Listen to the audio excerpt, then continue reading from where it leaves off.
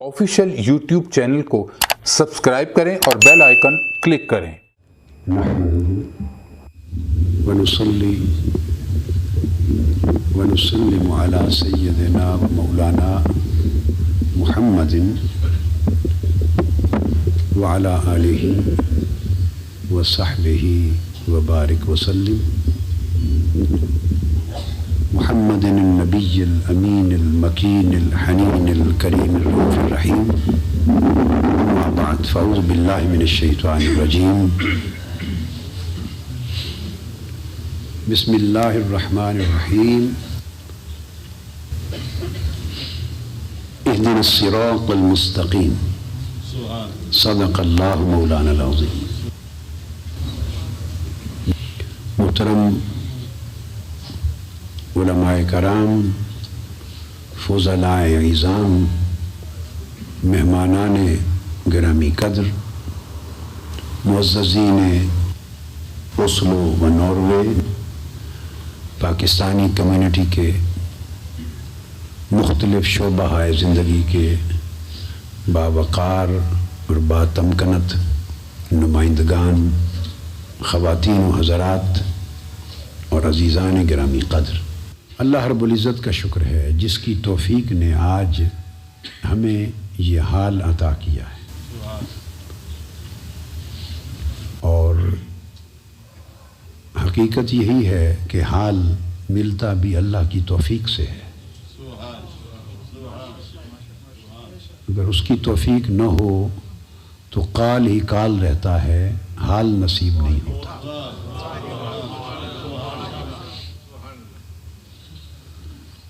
और काल से कभी हिदायत, खाली काल से हिदायत नहीं मिलती। हिदायत नाम ही हाल का है।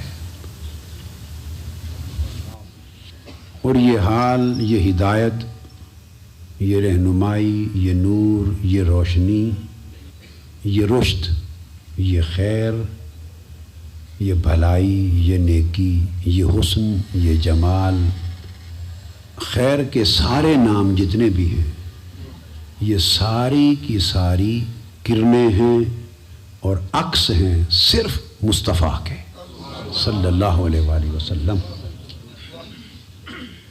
ये सब खैर के सब गोशे, हिदायत के सारे पहलू, नेकी के सारे मैनिफेस्टेशंस, सारे रंग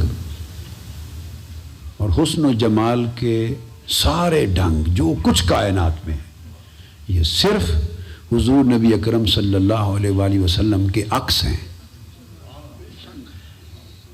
ये हुजूर अलैहिस्सलातु वस्सलाम की किरणें हैं, ये वजूद मुस्तफ़ा का परतौ है। आका अलैहिस्सलातु वस्सलाम की ज़ात अक़दस के बग़ैर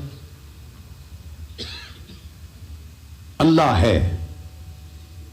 अल्लाह चूँकि वो हुजूर का भी खालिक है, अल्लाह के सिवा हुजूर की ज़ात अक़दस के बग़ैर किसी शय का कोई वजूद नहीं है।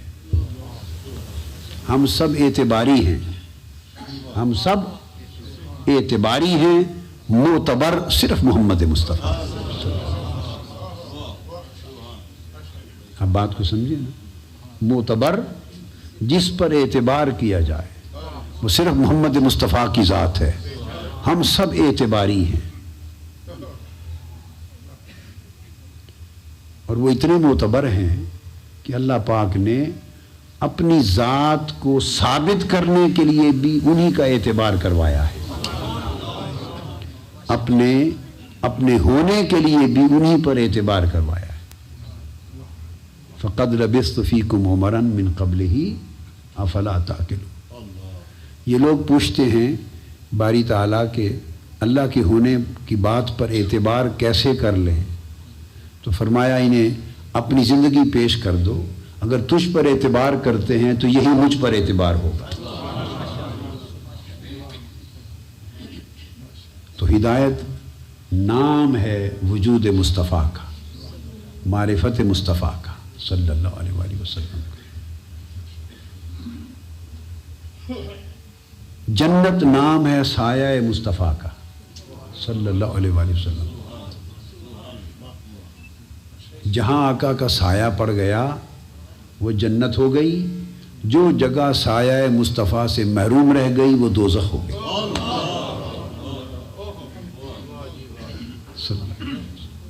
جو حضور کو مان گیا وہ ایمان ہے، جس نے حضور کو نہیں مانا یہ کفر ہے، بس اور کچھ نہیں۔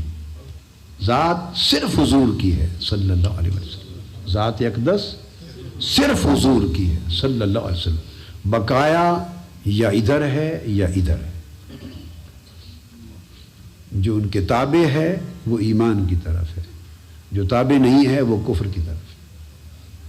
تو میں نے سورہ فاتحہ کی ایک آیت کریمہ اہدنا الصراط المستقیم اس کی تلاوت کی۔ اسی سے ابھی یہ بیٹھے میں شفا شریف درس کے لیے لایا ہوں، قاضی ایاز رحمۃ اللہ تعالی علیہ کی الشفا۔ یہ لایا ضرور تھا مگر یہ ذہن نہیں بنایا تھا کہ اتنی کتاب شفا میں سے درس دوں کس جگہ سے۔ اور کتاب لے آیا کہ خیال بنا آتے ہوئے کہ شفا شریف کا درس دیتے ہیں حضور کی شان اقدس میں صلی اللہ علیہ وسلم۔ تو اس میں جو مقام چنا میں نے وہ یہ آیت کی تفسیر ہے، اہدنا الصراط المستقیم۔ اللہ رب العزت نے قرآن مجید میں طریقہ یہ ہے کہ جب کسی بھی کتاب ہو، حدیث کی کتاب ہو اور نیچے تحقیق و تخریج ہو، حدیث کی کتاب ہو اور نیچے اس کا حاشیہ یا اس کی شرح ہو، فقہ کی کتاب ہو، کوئی تفسیر ہو، نحو ہو، لغت ہو، کوئی دنیا کا علم ہو، سائنٹیفک چیز ہو، سائنسز میں سے کسی سبجیکٹ پر ہو، طریقہ یہ ہے، ادب ہو، لٹریچر ہو، طریقہ یہ ہے کہ جب کوئی لفظ مصنف یا مؤلف لکھنے والا، بیان کرنے والا جس کا وہ کلام ہے، جب کوئی لفظ پہلی بار استعمال کرتا ہے تو اس کی تعریف پہلی بار ہی دے دیتا ہے، تاکہ بار بار لفظ استعمال کرنے کے ساتھ ہر بار تعریف نہ دینی پڑے۔ بعد میں اس کی علامتیں چلتی رہتی ہیں، اس کی خصوصیات چلتی ہیں، تفصیلات چلتی ہیں، اس کے شرائط بیان ہوتے ہیں، آداب، اس کی کنڈیشنز، اس کی کوالیفیکیشنز، اس کی ریکوائرمنٹس، اس کے امپیکٹس، اس کے ریزلٹس، اس سے ریلیونٹ بہت ساری چیزیں بیان ہوتی رہتی ہیں۔ مگر جس کو ہم بولتے ہیں نا تعریف، معنی، ڈیفینیشن، میننگز، وہ شروع میں پہلی بار جب لفظ استعمال ہو تو بیان ہو جاتا ہے، کسی نہ کسی شکل میں، کسی نہ کسی شکل میں۔ اس لیے جب آپ ریفرنسز بھی پڑھ رہے ہوں تو ایک حدیث یا کوئی ریفرنس پہلے گزر گیا ہو تو مصنف جب آتا ہے تو وہ اپنے پچھلے باب کی طرف ریفر کر دیتا ہے کہ یہ ہم پہلے بیان کر آئے ہیں۔ ہدایت اور ہدایت کی راہ، یہ قرآن مجید میں سب سے پہلے جو بیان ہوا ہے یہ لفظ اور یہ تصور، یہ سورہ فاتحہ۔ قرآن مجید شروع یہی سے ہوا ہے، بسم اللہ الرحمن الرحیم، الحمدللہ رب العالمین، الرحمن الرحیم، مالک یوم الدین، ایاک نعبد و ایاک نستعین۔ اس کے بعد 5ویں آیت اہدنا الصراط المستقیم۔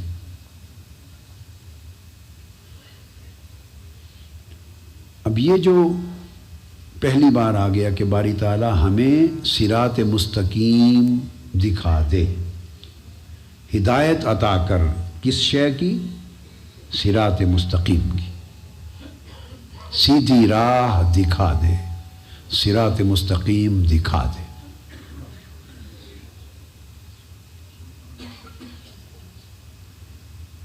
اب صراط مستقیم کو آگے ڈیفائن بھی کیا، صراط الذین انعمت علیہم، انعمت علیہم کو بھی آگے ڈیفائن کیا، اولئک مع الذین انعم اللہ علیہم من النبیین والصدیقین والشہداء والصالحین، تو اس کو نبوت کے ساتھ جوڑ دیا،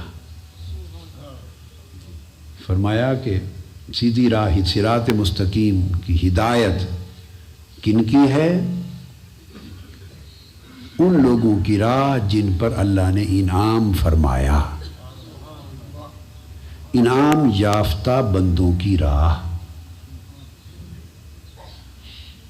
تو چونکہ پہلی بار بات ہوئی نا ہدایت کی بھی اور صراط مستقیم کی بھی، تو پہلی بار اس کو ڈیفائن کر دیا.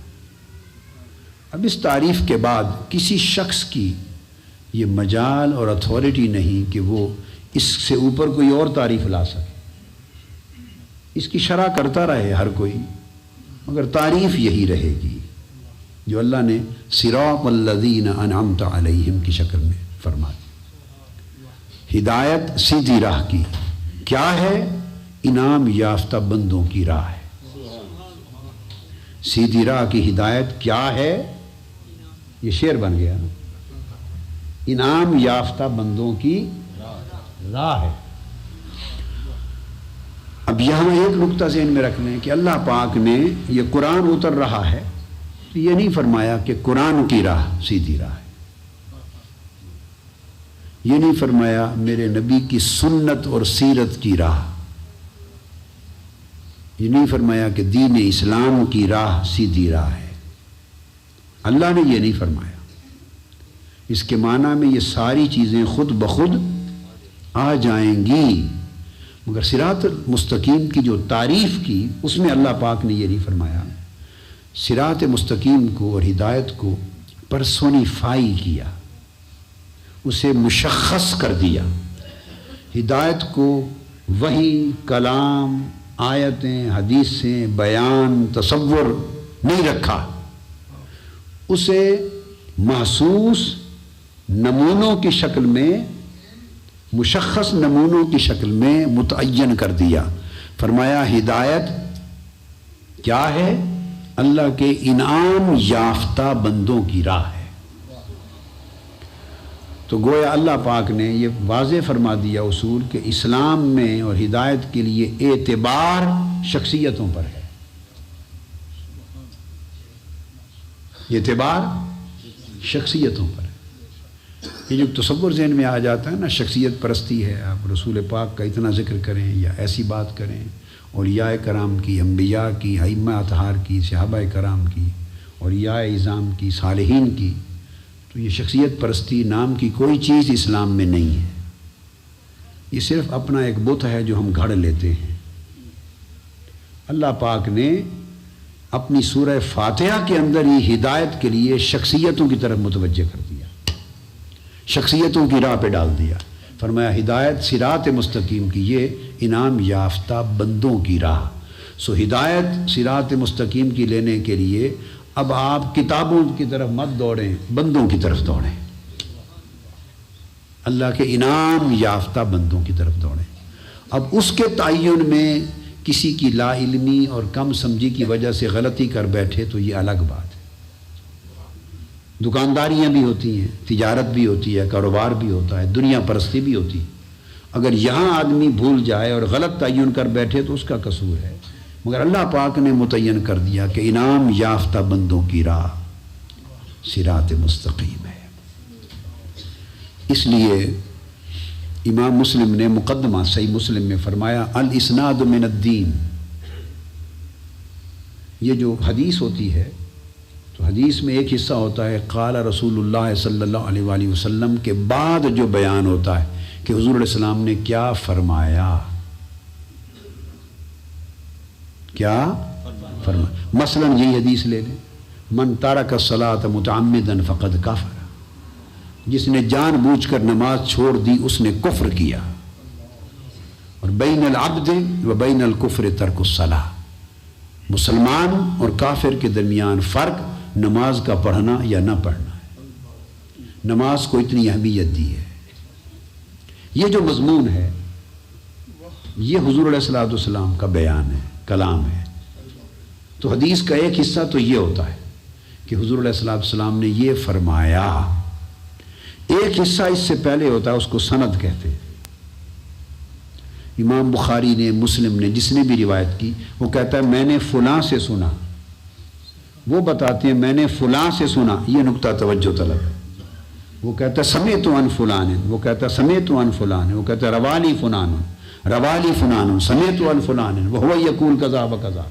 میں نے فلاں سے سنا، میں نے فلاں سے سنا، اور فلاں سے سنا کرتے کرتے صحابی تک جا پہنچتا ہے، اور صحابی کہتا ہے سمعت عن رسول اللہ صلی اللہ علیہ وسلم، میں نے حضور سے سنا صلی اللہ علیہ وسلم، وہ یقول کذا و کذا، وہ یہ فرمایا۔ یہ جو ایک قطار ہے لمبی، سمعت عن فلاں فلاں فلاں، فلاں سے سنا، فلاں سے سنا، فلاں سے سنا، یہ جو فلاں فلاں کی قطار ہے، یہ نہ قرآن کی آیت ہے، نہ کوئی حدیث ہے، نہ کوئی شریعت کا مسئلہ ہے، نہ کوئی علم ہے، نہ فلسفہ ہے، یہ فلاں فلاں کی قطار صرف اللہ کے بندوں اور شخصیتوں کے نام ہے۔ یہ جو فلاں فلاں سے سننے کا بیان ہے، ان سے سنا، ان سے سنا، ان سے سنا، ان سے سنا، اور انہوں نے کہا، امام بخاری نے کہا کہ اس سے میں نے سنا، انہوں نے کہا کہ حضور نے یہ فرمایا صلی اللہ علیہ وسلم۔ آپ سمجھ گئے نا؟ آگے حدیث آ گئی، حدیث کا متن آ گیا۔ حدیث دونوں چیزوں کو ملا کر کہتے ہیں، یہ بات سمجھیں۔ حدیث تو حدیث میں حضور کا بیان بھی آ گیا، اور بیان کرنے والے فلاں فلاں وہ بھی حدیث میں آ گئے۔ آپ میری بات سمجھیں؟ حدیث سے مراد صرف وہ حصہ نہیں ہے جو حضور کا کلام ہے، نا، حضور کا کلام ایک حصہ ہے حدیث کا، اور اسی کا دوسرا حصہ اس کلام کو بتانے والے معتبر لوگ جن پر اعتماد کیا، تو وہ جو شخصیات ہیں ان شخصیات کو بھی حدیث کا حصہ بنا دیا۔ اس کو اسناد کہتے ہیں۔ کیا کہتے ہیں؟ اسناد یا سند۔ امام مسلم نے تابعین کا قول روایت کیا، امام عبداللہ بن مبارک کا قول، امام محمد بن سیرین کا قول، صحیح مسلم کے مقدمے میں لکھا کہ الاسناد من الدین۔ یہ بات خاص یہ بتانا چاہتا کہ یہ جو ساری سند ہوتی ہے جس میں حضور کا بیان نہیں ہے، سند فلاں سے فلاں سے فلاں سے، فرمایا فلاں فلاں کی جو چین ہے، زنجیر ہے ان لوگوں کے ناموں کا، فرمایا یہ دین ہے۔ الاسناد من الدین، یہ دین کا حصہ ہے۔ تو پتہ چل گیا کہ دین کے دو حصے ہیں، تعلیمات اور شخصیات۔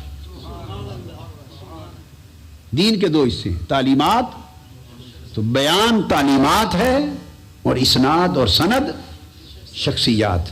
اگر معتبر ہیں تو ان سے لے لیں گے، غیر معتبر ہیں تو نہیں لیں گے۔ تو انہوں نے فرمایا امام مسلم نے کہ تابعین، ائمہ تابعین فرماتے کہ فانظروا امن تاخذون دینکم، فانظروا امن تاخذون دینکم فإن الاسناد من الدین۔ وہ کہتے ہیں کہ دیکھا کرو کہ دین کس سے لے رہے ہو۔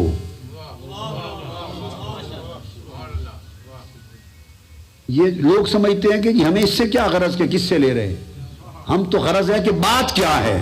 یہ سارا تصور ہی الٹ ہو گیا، سر نیچے ہو گئے، ٹانگیں اوپر ہو گئی، ہم نے الٹ کر دیا دین کا تصور۔ بعض لوگ دھوکہ دیتے ہیں کہ بس بات سنو، بات کیا ہے، یہ مت پوچھو کس سے لے رہے ہیں۔ نہیں، انہوں نے فرمایا یہ بات ہی نہیں ہے، بات سے پہلے یہ دیکھو کہ بتا کون رہا ہے۔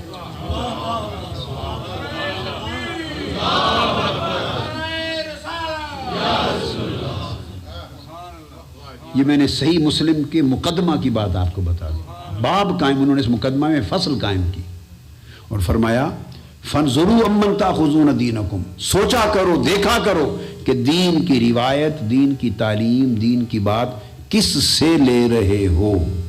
کیوں؟ فإن الاسناد من الدین، یہ جن لوگوں سے لیتے ہیں وہ پورا جو چین ہوتا ہے، سند، وہ دین کا حصہ ہے۔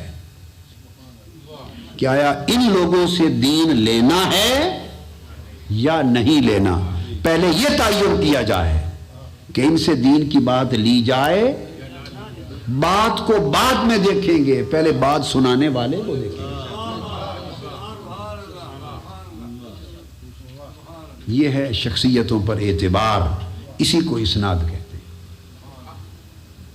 تو اب آپ بنیادی نقطہ سمجھ گئے۔ تو جب ہدایت کی بات ہوئی تو اللہ پاک نے اسناد کی طرف ریفر کیا، مضمون کی طرف نہیں۔ فرمایا صراط مستقیم سند ہے، مضمون نہیں ہے۔ مضمون تو سارا قرآن ہے جو آگے آ رہا ہے، تو ورنہ اللہ پاک فرما دیتا کہ صراط مستقیم، ہدایت، سیدھی راہ کی کیا ہے، یہی قرآن جو ہم نے اب شروع کر دیا ہے، جو پورے 30 پاروں کا قرآن پڑھو گے یہی سیدھی راہ ہے۔ نہیں فرمایا، یہ مضمون ہے، اور صراط الذین انعمت علیہم، انعام یافتہ بندوں کی لائن وہ اس مضمون کی سند ہے، اسناد ہے. تو فرمایا سیدھی راہ پوچھتے ہو تو وہ مضمون نہیں، وہ سند ہے. اس سند میں قرآن مجید نے 4 طبقات بیان کیے، اور پہلا طبقہ اہل نبوت کا، انبیاء. تو آپ نے دیکھا کہ صراط مستقیم کو اللہ پاک نے قرآن مجید نے نبوت سے جوڑ دیا. انعم اللہ، انعام یافتہ بندے. پوچھا باری تعالیٰ پھر وہ کون ہیں تیرے انعام یافتہ بندے جن کی راہ صراط مستقیم ہے؟ اس نے کہا وہ میرے انعام یافتہ بندے میرے نبی ہیں، صدیق ہیں، شہید ہیں، اور صالحین، اولیاء و صالحین ہیں. تو 4 طبقات ہیں. تو بگننگ کہاں سے کی؟ انبیاء سے. تو صراط مستقیم کو نبوت سے جوڑ دیا. صراط مستقیم کو کس سے جوڑا؟ نبوت سے جوڑ دیا کہ یہاں سے پھوٹتا ہے صراط مستقیم کا راستہ. صراط مستقیم کا راستہ یہاں سے پھوٹتا ہے، نبیوں کے قدموں سے پھوٹتا ہے. اب یہاں تک تو بات قرآن مجید کی ہوئی.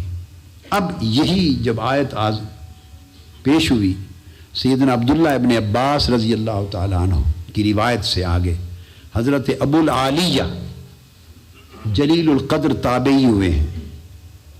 حضور نے فرمایا 3 لوگوں پر اعتبار کرو، یعنی ابتدا میں صحابہ کا دور، تابعین کا دور، تبع تابعین کا دور، 3 قرون. پہلا زمانہ صحابہ، اہل بیت پاک اور صحابہ. دوسرا زمانہ پھر تابعین اور اہل بیت پاک. تیسرا زمانہ تبع تابعین، اہل بیت پاک. یہ 3 زمانے آ گئے. تو ارشاد فرمایا کہ ان پر اعتبار کرو، خیر القرون ہے یہ. اب ان کی بات کر رہا ہوں. جلیل القدر تابعی حضرت ابو العالیہ، اور جلیل القدر تابعی امام حسن بصری. انہوں نے حضرت عبداللہ ابن عباس سے لیا یہ تفسیر، انہوں نے سیدنا مولا علی المرتضیٰ سے لی. امام حسن بصری حضرت مولا علی المرتضیٰ کے شاگرد ہیں، اور بھی سینکڑوں صحابہ کے شاگرد ہیں. تو دونوں عظیم تابعی، ان سے پوچھا گیا کہ صراط مستقیم کیا ہے؟ جو اللہ پاک نے فرمایا اہدنا الصراط المستقیم. جو ابو العالیہ ہیں ان کا اصل نام ہے رفیع بن مہران الریاحی، ابو العالیہ اور امام حسن بصری. تو پوچھا گیا کہ صراط مستقیم کیا ہے؟ انہوں نے فرمایا صراط مستقیم محمد مصطفیٰ ہے. تو نیا ترجمہ سن لیا آج آپ نے، نیا ترجمہ سن لیا. اہدنا الصراط المستقیم پوچھا، یہ صراط مستقیم سیدھی راہ جو اللہ پاک نے ہمیں سکھائی کہ اس کی ہدایت مانگا کرو، صراط مستقیم کیا ہے؟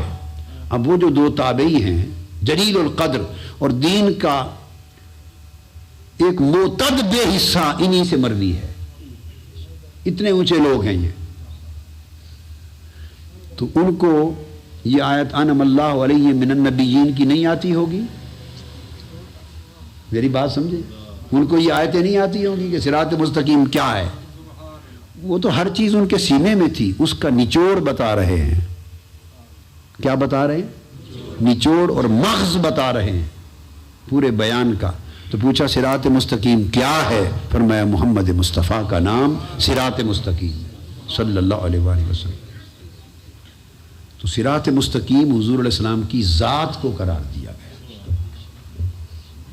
تو اس لیے میں نے کہا کہ حضور کی ذات ہی ہدایت ہے، حضور کی ذات ہی ہادی ہے، حضور کی ذات ہی مہدی ہے، حضور کی ذات ہی صراط ہے، حضور کی ذات ہی مستقیم ہے، حضور کی ذات ہی استقامت ہے، اور حضور کی ذات ہی کرامت ہے. یہ اس کے مختلف پرتو ہیں، مختلف کرنیں ہیں، مختلف جھلکیں ہیں. تو یہ اس لیے کہ یہ ایک مقام ہے آقا علیہ الصلوۃ والسلام کی ذات اقدس کو اللہ کی ذات میں فنائیت تامہ کا مقام حاصل ہے، فنائیت تامہ کا، اور فنائیت تامہ کے ساتھ بقائے تامہ نصیب ہوئی ہے. آپ کو اللہ کی ذات کے ساتھ بقائے تام نصیب ہے۔ اس لیے حکم دین کا یہ ہے، حکم دین کا یہ ہے کہ جب ذات کی بات کرو تو اللہ کی ذات اور ہے اور مصطفیٰ صلی اللہ علیہ وآلہ وسلم کی ذات اور ہے، چونکہ اللہ خالق ہے، حضور کی ذات اقدس مخلوق ہے، وہ مالک ہے، حضور مملوک ہیں، وہ معبود ہے، حضور عبد ہیں، وہ مرسل ہے، حضور اس کے رسول ہیں، وہ دینے والا ہے، حضور لینے والے ہیں، وہ بنانے والا ہے اور سنوارنے والا ہے، حضور بننے اور سنورنے والے ہیں، وہ کمال دینے والا ہے، وہ مکمل ہے، حضور اس کے بنائے ہوئے مکمل ہیں، وہ مکمل کرنے والا ہے، حضور مکمل ہونے والے ہیں۔ آپ سمجھ گئے نا؟ تو سب کچھ جو حضور کی آپ تعریف کرتے ہیں وہ حضور کی نہیں ہوتی، وہ اللہ کی ہوتی ہے، وہ بیمار کی ہوتی ہے۔ اس لیے رسالت کی تعریف توحید کی تعریف کہلاتی ہے۔ چونکہ آقا علیہ الصلوۃ والسلام کو اللہ پاک نے یہ مقام عطا کیا، یہ مقام، اس وجہ سے حضور علیہ الصلوۃ والسلام کی ذات کو اور آپ کے ذکر کو، آپ کے بیان کو، آپ کے تذکرے کو، آپ کے ذکر کو اللہ نے اپنا ہی ذکر قرار دے دیا۔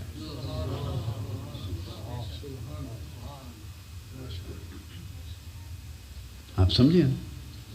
اللہ پاک نے ارشاد فرمایا الا بذکر اللہ تطمئن القلوب، قرآن مجید میں، کہ جان لو لوگو، جان لو کہ اللہ کے ذکر سے دلوں کو اطمینان ملتا ہے۔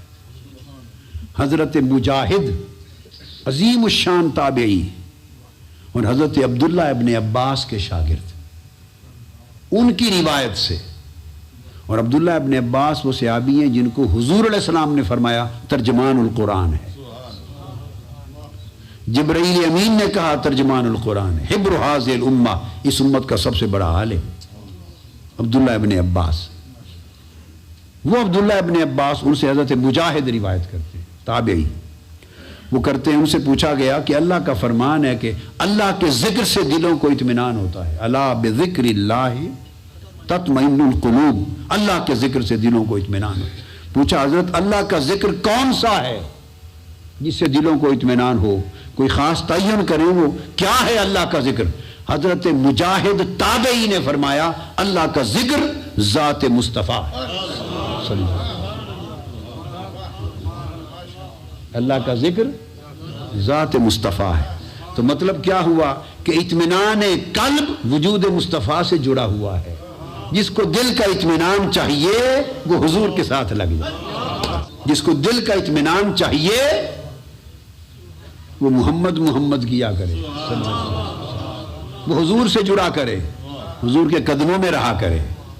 یہ جو تفسیر میں نے بیان کی حضرت مجاہد سے، اس کو امام جلال الدین سیوطی نے الدر المنصور میں روایت کیا، اس کو امام ابن ابی شیبہ نے حدیث کی کتاب اپنی المصنف میں روایت کیا، امام ابن جریر نے اپنی تفسیر میں روایت کی۔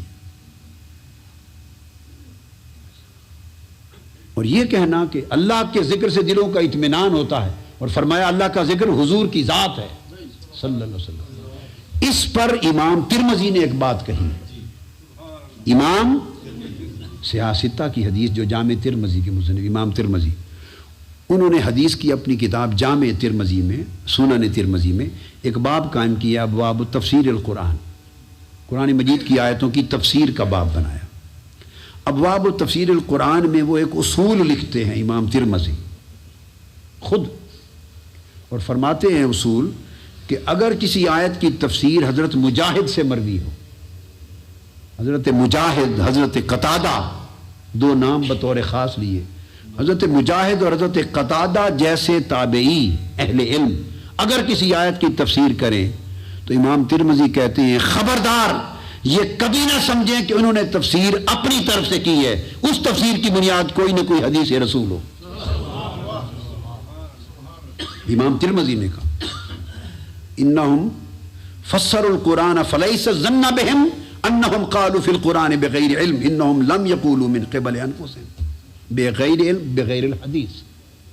فرمایا یہ کبھی نہ سمجھنا کہ مجاہد اور قتادہ اگر تفسیر کریں تو یہ انہوں نے اپنی طرف سے کوئی اجتہادی تفسیر کی ہے، نہیں، وہ حدیث کے بغیر نہیں بولتے۔ اگر حضرت مجاہد نے، اور میں نے آپ کو بتا دیا، وہ علم لیتے ہیں، طرق اربع ہیں اس کے اندر آتے ہیں، وہ علم لیتے ہیں عبداللہ ابن عباس سے، اور عبداللہ ابن عباس علم لیتے ہیں ذات مصطفیٰ سے۔ ان کا کہنا کہ جس اللہ کے ذکر سے دلوں کو اطمینان ہوتا ہے وہ حضور کی ذات ہے صلی اللہ علیہ وآلہ وسلم۔ چنانچہ اللہ کے ذکر حضور کی ذات قرار دیا۔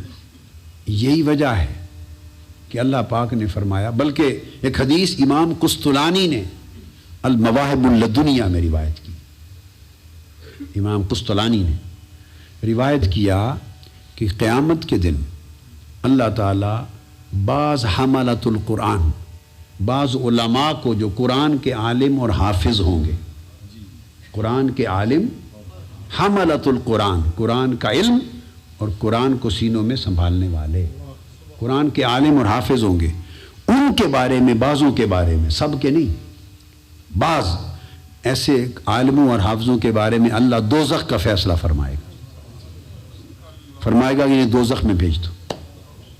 اب حدیث پاک میں ہے کہ جب دوزخ کسی ان کے دیگر اعمال کی وجہ سے، یہ ایک فضیلت تھی، انہوں نے اس فضیلت کا حیا نہ کیا، اس کی قدر نہ کی، احترام نہ کیا، اس کے تقاضے پورے نہ کیے، اس قرآن سے ہدایت نہ لی، اسباب ہیں، اعمال اچھے نہ کیے، حالات اچھے نہ کیے، عمل اور قرآن کے علم میں تضاد رکھا، اسباب تھے، فیصلہ فرما دے گا کہ انہیں دوزخ میں ڈالا جائے۔ اب حدیث میں ہے کہ جب یہ فیصلہ ہو جائے گا کہ انہیں دوزخ میں ڈالیں تو اللہ تعالیٰ انہیں دوزخ میں ڈالنے سے پہلے ان کے دل و دماغ سے ذکر محمد کو بلا دے گا صلی اللہ علیہ وسلم۔ ذکر مصطفیٰ ان کے دل و دماغ سے بلا دے گا، اس لیے کہ جس کے دل دماغ میں ذکر مصطفیٰ ہوگا وہ جہنم میں نہیں جا سکتا، چونکہ جس کے دل میں ذکر مصطفیٰ ہوگا متمکن ہوگا، ذکر نبی متمکن ہوگا، کیونکہ وہ ذکر مصطفیٰ ہی ذکر خدا ہے، اور وہ ہدایت ہے، وہ صراط مستقیم ہے، وہی العروۃ الوثقیٰ ہے، وہی حبل اللہ ہے، وہی نعمت اللہ لا تعد ولا تحصیٰ، وہ دوزخ میں نہیں جائے گا۔ تو اللہ پاک ان کو بھلا دے گا ذکر، حضور کا ذکر۔ پھر جب جتنا زمانہ ان کو دوزخ میں ٹھہرانا تھا، جب وہ پورا ہو جائے گا مدت، اور فیصلہ فرمانا ہوگا کہ اب ان کو دوزخ کی آگ ان پر بجھا دی جائے یا انہیں نکال لیا جائے، تو جبرائیل امین کو بھیجے گا، جبرائیل امین جا کے انہیں پھر حضور کا ذکر یاد کرائیں گے، اور جب حضور کا ذکر انہیں یاد ہو جائے گا فَيَذْكُرُونَهُ يُذَكِّرُهُمْ ذکر النبی فَيَذْكُرُونَهُ، جبرائیل امین جا کے انہیں حضور کا ذکر یاد کرائیں گے، پھر وہ حضور کا ذکر کریں گے۔ تو فرمایا جب حضور کا ذکر کریں گے تو دوزخ حکم ہوگا آگ اب بجھ جا، ذکر مصطفیٰ کر رہے ہیں صلی اللہ علیہ وسلم، آگ بجھا دی جائے گی، دوزخ سے نکال لیا جائے گا۔ چونکہ اللہ پاک نے حضور کے ذکر کو اپنا ذکر بنا دیا اور حضور کے وجود کو اپنی ہدایت بنا دیا، یہی معنی ہے اس ارشاد کا۔ ان معانی میں سے ایک معنی ہے کہ وَرَفَعْنَا لَكَ ذِكْرَكَ، ہم نے آپ کا ذکر بلند کر دیا، آپ کے لیے بلند کر دیا۔ اس کا جب ارشاد فرمایا وَرَفَعْنَا لَكَ ذِكْرَكَ، ہم نے آپ کا ذکر آپ کے لیے بلند کر دیا، تو اس کا ایک معنی پوچھا گیا کیسے؟ حضرت یحییٰ بن آدم فرماتے ہیں اور قاضی ایاز بیان کرتے ہیں، اس طرح بلند کر دیا کہ اللہ پاک نے فرمایا اب کوئی اذان کہے، کلمہ شہادت کہے، نماز پڑھے، حمد و ثنا کرے، جو چاہے کرے، اب میرا ذکر قبول ہی نہیں ہوگا جب تک ذکر مصطفیٰ ساتھ نہ ہوگا۔ یہ معنی ہے ذکر کو بلند کرنا۔ فَجَعَلْتُ تَمَامَ الْإِيمَانِ بِذِكْرِي مَعَكَ، میں نے ایمان کا مکمل ہونا اس بات پر مشروط کر دیا ہے، منحصر کر دیا ہے کہ آپ کا ذکر میرے ساتھ ہوگا تو اس کا ایمان مکمل ہوگا، ورنہ ایمان ہی نہیں ہوگا اس کا کام۔ ایک دوسرا معنی اس کا ارشاد فرمایا جبرائیل امین سے مروی ہے وہ. ارشاد فرمایا دوسرا معنی کہ اللہ پاک نے ذکر بلند کرنے کا معنی فرمایا ہے میرے حبیب. اس کا معنی اذا ذکرت ذکرت معی. اس کا معنی یہ ہے کہ اب جہاں بھی اور جب بھی میرا ذکر کیا جائے آپ کا ذکر ساتھ کیا جائے.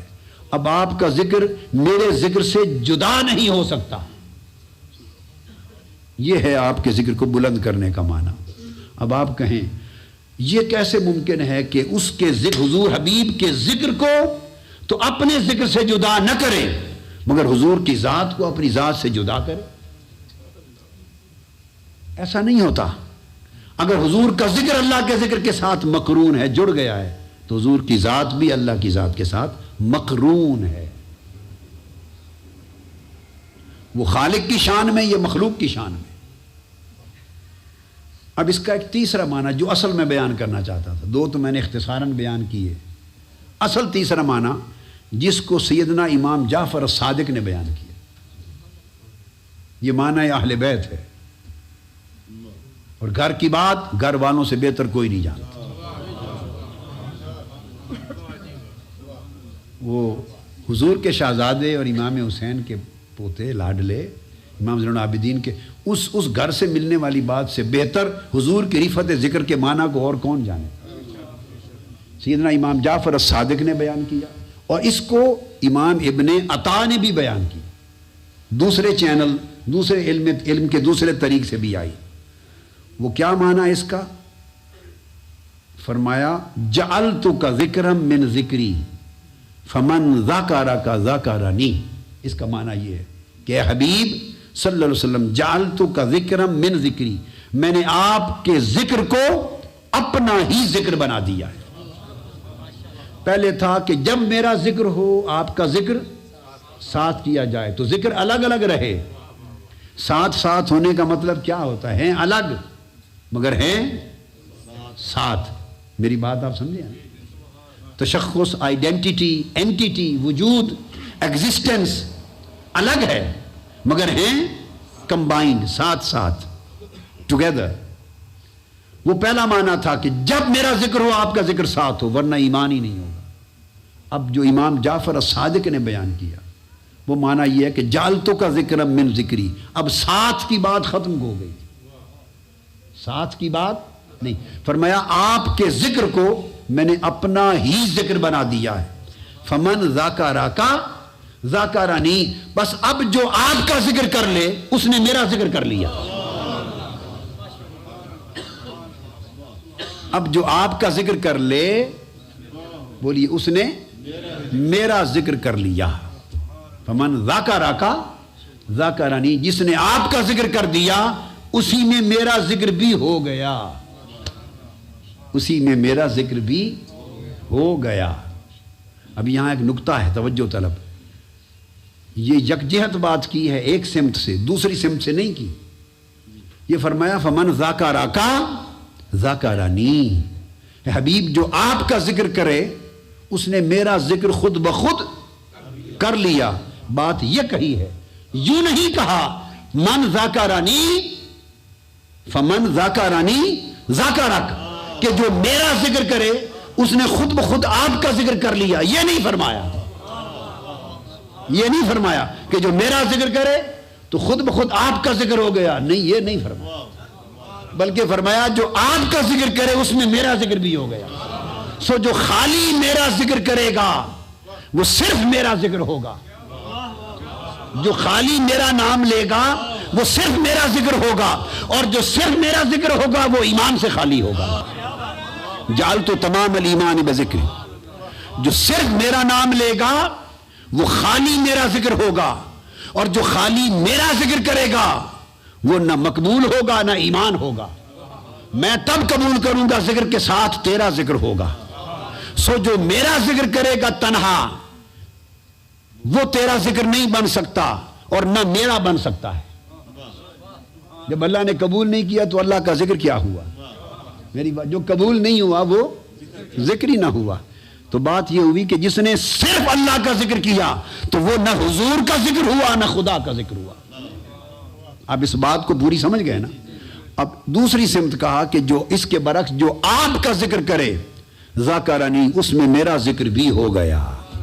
سو ذکر مصطفیٰ ذکر خدا ہے، مگر ذکر خدا ذکر مصطفیٰ نہیں، وہ خالق کا ذکر ہے۔ وہ اس لیے کہ اللہ میں حضور کی مظہریت نہیں ہے، وہ بنانے والا ہے، خالق ہے، معبود ہے، حضور عبد ہے۔ اللہ میں حضور کی شان اور مظہریت نہیں ہے، حضور میں اللہ کی شان، اللہ کی مظہریت کی شان مراد حضور میں ہے، کیونکہ حضور کو اس نے بنایا ہے، اور جو بناتا ہے وہ اس کو اپنا رنگ دیتا ہے، اور بننے والا اپنا رنگ بنانے والے پہ نہیں چڑھاتا۔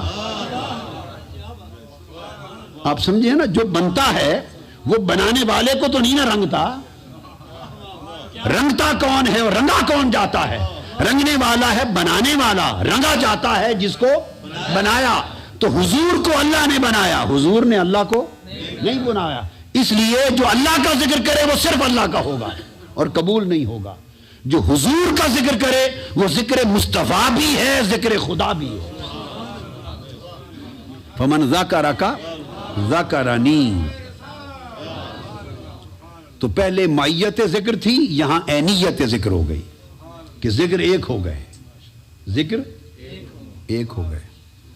اس لیے تو قاعدہ کی کلیہ کی بات ذہن میں یہ رکھ لیں کہ حضور کا ذکر جب بھی ہو، جس طور سے ہو، جس رنگ میں ہو، جس زبان سے ہو، حضور کا ذکر، اس پر اللہ کا کوئی قدغن پہرا پابندی نہیں، کیونکہ وہ اس کا اپنا ذکر ہے، وہ اس کا اپنا ذکر ہے، اس کا، اس لیے اس نے اپنی نماز کے لیے وقت بھی مقرر کر رکھے ہیں۔ یہ فجر ہے، سورج چڑھ گیا تو قضا، کیونکہ اس کی نماز ہے نا۔ اپنی عبادت کے لیے وقت ادا اور قضا بھی ہے، یہ ظہر ہے، یہ ادا ہے، یہاں قضا ہے، عصر ہے، یہاں ادا ہے، یہاں قضا ہے، مغرب ہے، عشاء ہے، ادا ہے، قضا ہے، روزے اس کی عبادت اور ذکر ہیں، ادا ہے، قضا ہے، یہ ایک مہینہ ہے، آگے 11 مہینوں میں رمضان نہیں بنا سکتے۔ حج اس کا ذکر اور اس کی عبادت ہے، سال کا ایک دن ہے، عرفات ہے، ایک جگہ ہے، آگے پیچھے نہیں ہے، جہاں اس کا اپنا ذکر و عبادت آئے اس پر پابندیاں ہیں، اس پر پابندیاں ہیں، وقت بھی ہے، ادا بھی ہے، قضا بھی ہے۔ جہاں ذکر مصطفیٰ آئے، ان اللہ و ملائکتہ یصلون علی النبی، جہاں درود مصطفیٰ آئے، سلام مصطفیٰ آئے، ذکر مصطفیٰ آئے، نعت مصطفیٰ آئے، اس کا نہ کوئی قضا نہیں، وہ ہمیشہ ہر وقت ادا ہی ادا ہے، ہر وقت ادا ہے، ہر جگہ ادا ہے، ہر رنگ میں ادا ہے، ہر زبان میں ادا ہے۔ اس پر پابندیاں نہیں لگائیں، وہ اس لیے نہیں لگائیں پابندیاں کہ وہ حضور کا جس طرح جس رنگ میں بھی ذکر ہوگا وہ حضور کا بھی ہوگا اور وہ اللہ کا بھی ذکر ہوگا، کہ اللہ تعالیٰ نے حضور علیہ الصلوۃ والسلام کے ذکر کو اپنا ذکر بنایا۔ اور آخری بات یہ کی کہ جو اقم الصلاۃ لذکری، نماز میرے ذکر کے لیے قائم کرو، اللہ کی عبادت اس کا ذکر ہی ہوتی ہے، تو اس میں جو خالصتاً اس کی عبادت اور محض اللہ کا ذکر ہے، اس کے لیے اس نے وقت کی، زمانے کی، جگہ کی، اوقات کی، ادا کی، قضا کی کوئی قید پابندی نہیں، اپنے کے لیے رکھی ہے، اپنے لیے رکھی، سب پابندیاں رکھی، حیت کی، زمان کی، وقت کی بھی، جگہ کی بھی، شکل کی بھی، کہ نماز آپ نے کھڑے ہو کے پڑھنی ہے، بیٹھ کے پڑھنی ہے، رکوع کرنا ہے، سجود کرنا ہے، ہر چیز، ہر تمام شرائط رکھی، مگر حضور علیہ الصلوۃ والسلام کے ذکر کے لیے ایسی شکلیں معین مقرر نہیں کی، نہ کوئی شکل مقرر کی، نہ وقت مقرر کیا، نہ کھڑا ہونا بیٹھنا مقرر کیا، نہ اونچا آہستہ مقرر کیا، نہ ادا قضا کا فرق، وہ مطلق ہر وقت جب چاہیں کریں۔ اب اس میں جو آخری بات میں کہنا چاہتا ہوں وہ یہ کہ چونکہ حضور علیہ الصلوۃ والسلام کے ذکر کے لیے شکل معین اور مقرر نہیں ہے، نماز آپ جیسے جی چاہیں نہیں پڑھ سکتے، اردو میں پڑھنا چاہیں نہیں پڑھ سکتے، فرض نماز ہے بیٹھ کے پڑھنا چاہیں، مریض نہیں صحت مند ہے نہیں پڑھ سکتے، جس وقت آنکھ کھلے جب چاہیں فجر پڑھ لیں، جب چاہیں زور پڑھ لیں، وقت مرضی سے کریں، نہیں کر سکتے، کیونکہ اس نے ان الصلاۃ کانت علی المؤمنین کتابا موقوتا، اللہ پاک نے نمازوں کو اور عبادتوں کے لیے اوقات اور جگہ کا تعین مقرر کیا، مگر حضور علیہ الصلوۃ والسلام کے ذکر کے لیے ورفعنا لک ذکرک اور ان اللہ و ملائکتہ یصلون علی النبی، اور جہاں جہاں بھی علاوہ اس کے حکم آئے ہیں، کوئی شکل، کوئی وقت، کوئی حیت، کوئی صورت، کوئی شرط نہیں لگائی۔ کیوں؟ اس لیے کہ اس نے اپنے نبی صلی اللہ علیہ وسلم کو محض رحمت بنا کے بھیجا ہے، وما ارسلناک الا رحمۃ للعالمین، محض رحمت بنا کے بھیجا، رحمت محض بنا کے بھیجا، اور رحمت ہمیشہ نرمی، رفق، شفقت، آسانی کا تقاضا کرتی ہے، لہذا نبی کے ذکر میں اس رحمت کی خوبی یہ رکھی ہے کہ جس طرح جب جس شکل میں کوئی جس کا جی چاہے پڑھ سکے کر لے۔ اب امت اگر اللہ نے کوئی پابندیاں نہیں رکھی اور امت کے لوگ آپس میں پابندیوں اور شکلوں پہ جھگڑا کرتے پھریں تو یہ اللہ کی دی ہوئی آسانی کا کفران نعمت ہے۔ اللہ نے آسان کر دیا، ہم اس کو مشکل نہ بنائیں۔ سو میں کہا کرتا ہوں، کسی نے پوچھا کہ حضور پر درود و سلام کرنا یہ ذکر ہے تو کھڑے ہو کے پڑھیں یا بیٹھ کر پڑھیں؟ اب شریعت میں نہ کھڑے ہو کے پڑھنے پر پابندی، نہ بیٹھ کر پڑھنے پر پابندی، نہ کھڑے ہو کر ہی پڑھنے کا حکم، نہ بیٹھ کر ہی پڑھنے کا حکم۔ شریعت نے، اللہ نے تو آپ پر پابندی لگائی کوئی نہیں، آپ بنی اسرائیل کیوں بنتے ہیں؟ بنی اسرائیل بنتے ہیں، وہ حکم آیا تھا نا گائے ذبح کرو، اس نے کہا کس عمر کی ہو، کس رنگ کی ہو، جب اللہ نے پابندی نہیں لگائی تم کیوں پابندیوں میں پڑھتے ہو؟ اس نے حبیب کو رحمت بنایا، ذکر کو بھی سارا رحمت کر دیا، آسان کر دیا۔ تو پھر طریقہ میں کہتا ہوں کہ کسی ایسی مجلس میں جاؤ جہاں لوگ بیٹھ کر پڑھنے کو پسند کرتے ہیں اور کھڑے ہونے کر پڑھنا ان کا رواج نہیں، وہاں بیٹھ کر پڑھنا بہتر ہے۔ ایسی مجلس میں بیٹھے ہو جہاں آپ تو بے شک کھڑے ہو کے نہیں پڑھتے مگر اس مجلس کے لوگ بیٹھ کر پڑھنا پسند کرتے ہیں، وہاں آداب مجلس ہی سمجھ لو، وہاں کھڑے ہو کر پڑھنا لازم ہے۔ آپ سمجھ گئے نا؟ یہ امت کے اندر یہ جو اتحاد کی شکل ہے وہ اسی طرح نکلتی ہیں، اتحاد کی شکلیں اسی طرح امت میں اکٹھے ہونے کی شکلیں اسی طرح نکلتی ہیں۔ علمی تحقیقات، علمی تشریعات اپنی الگ الگ ہوتی ہیں، پھر راستے نکال کے اکٹھے چلنے کا طریقہ بناتے ہیں۔